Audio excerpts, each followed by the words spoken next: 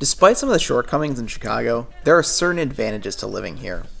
One being I have access to some of the best food in the world. And who doesn't love Chicago deep dish and Portillos hot dogs? Seriously. Second, I have access to some world-class entertainment. And within the scope of world-class entertainment falls a true video game paradise, which is the Galloping Ghost Arcade.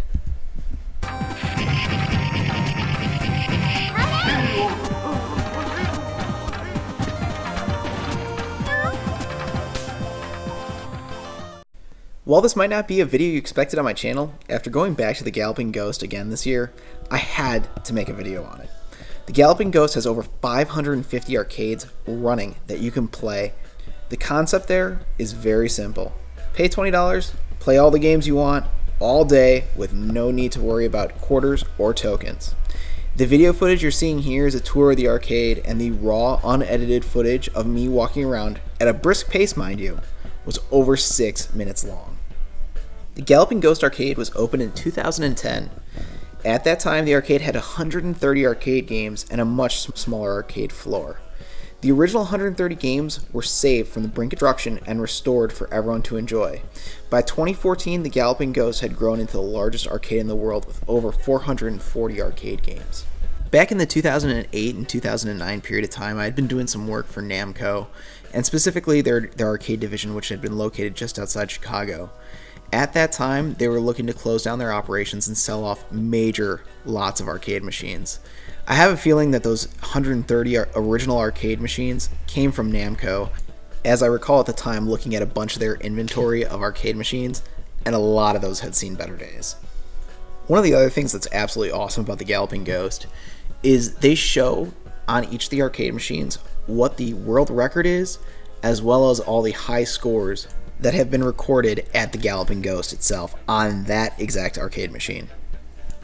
As I'm sure you could imagine, with over 550 games, not only do you have the super common stuff, your Pac-Mans, Mario Brothers, Donkey Kongs of the world, but you have some rare stuff and import stuff from Japan that are one of one there. For example, Primal Rage 2, Hammer Away, and Godzilla. As far as imports are concerned, tons of Japanese shoot-'em-ups, fighters, and other one-off machines that you've never seen before and are absolutely awesome to play in person. So what did I play while I was at the Galloping Ghost? Well, I played a huge variety of games, and all the different individual arcade shots of the machines you've been seeing, those are the games I played. But the ones I spent the most time playing were definitely the shooters and the fighters. Some of my favorite shooters that I played were obviously the Gradius games, or Nemesis, or Life Force. And I also really enjoyed playing Dodonpachi. I enjoyed playing Ikaruga, the arcade game, as well as Radiant Silvergun. All of which, some of my all-time favorite games, but playing them on an arcade is a whole different and awesome experience. As for the fighters, I really enjoyed Marvel vs. Capcom, Marvel vs. Capcom 2, Marvel vs. Street Fighter vs. X-Men, Cyberbots, and of course, the entire Darkstalkers series. I played Darkstalkers 1, Darkstalkers 2, Vampire Savior, Vampire Savior 2.